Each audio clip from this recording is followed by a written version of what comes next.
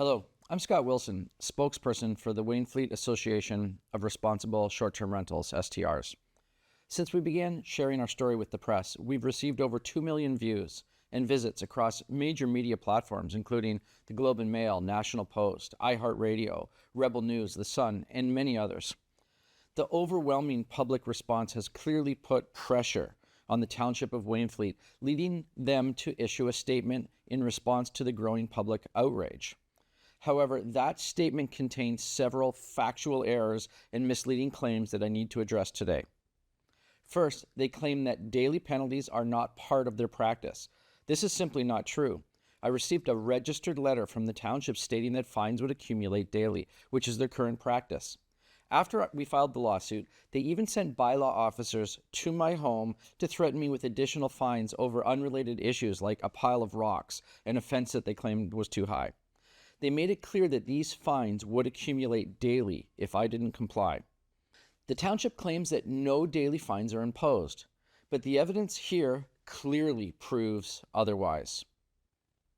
Let's talk about another significant issue with how the township is operating their unlawful use of the AMP system.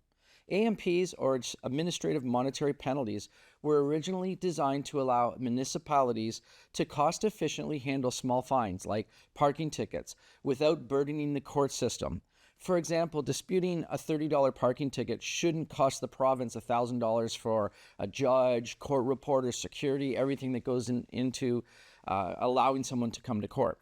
The AMP system allows these minor fines to be handled internally by the municipality. Makes sense.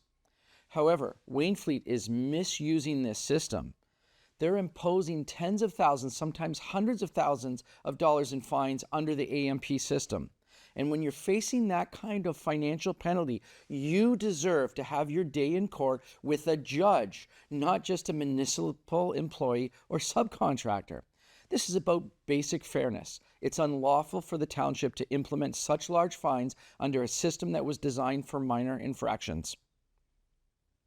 These actions aren't just about enforcement. They're about punishing property owners without giving them access to the proper legal channels. When the fine reaches tens of thousands of dollars, hundreds of thousands of dollars, people have the right to defend themselves in front of a judge, not an internal municipal process. Yet the township is denying us that basic right. They also claim that no steps have been taken toward the seizure of properties. Again, this is false.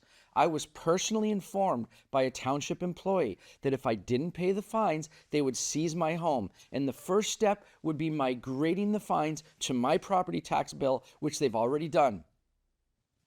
But perhaps the most disturbing part of this situation is the township's attempt to suppress my right to free speech.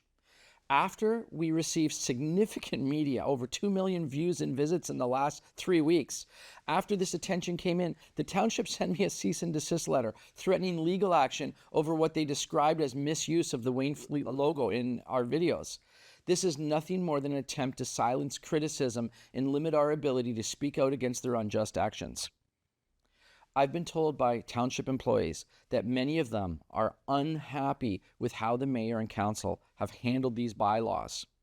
These employees are just trying to do their jobs in a difficult situation, and it's important to direct our frustration at the real source of the problem. Mayor Brian Grant and councilors Joan Anderson, Terry Gilmore, John McClellan, and Sherry Van Vliet. These are the ones who are responsible for these actions. Dr. Laurel Duquette has spent countless hours reviewing council meeting recordings, and it's clear that the decisions made regarding these bylaws fall entirely on the mayor and council, not the staff of the township.